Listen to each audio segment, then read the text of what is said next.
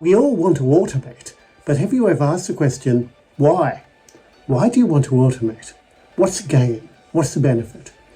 In fact, the way I look at it, there are two possible benefits of automating testing. We're talking about test automation here. You can either automate to save yourself time as a tester, to make your own work go faster, and that's fine. That'll help you. If it helps you do your job, that's cool. You can do that. You can have your manual test case. You can say, hey, maybe I can automate this so that next time I don't have to spend so much time on it. And that's cool. That's fine.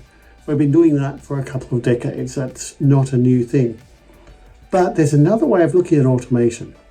It's a way of thinking about automation where automation is not for yourself. It's not just to allow you to go faster.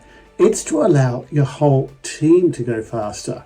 So rather than looking at your work and how you can make your testing better or faster, which is good, but you can do more than that. You can look at what you're doing and see how you can make your whole team go faster.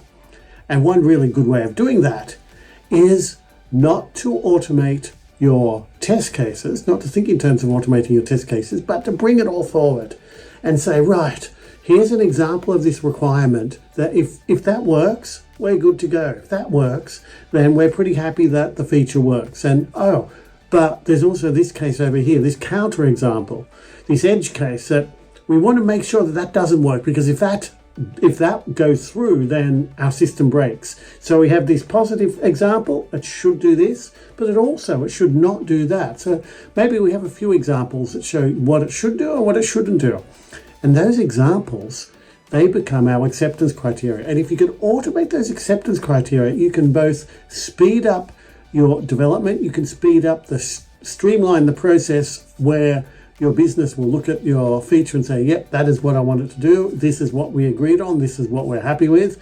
What can now work? What can we do next? Let's move on.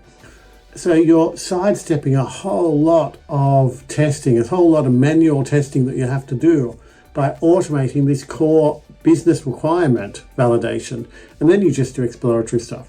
So that mindset is you're not automating to speed up your own work. You're automating to speed up the whole team. And I think that's a much better approach. What do you think?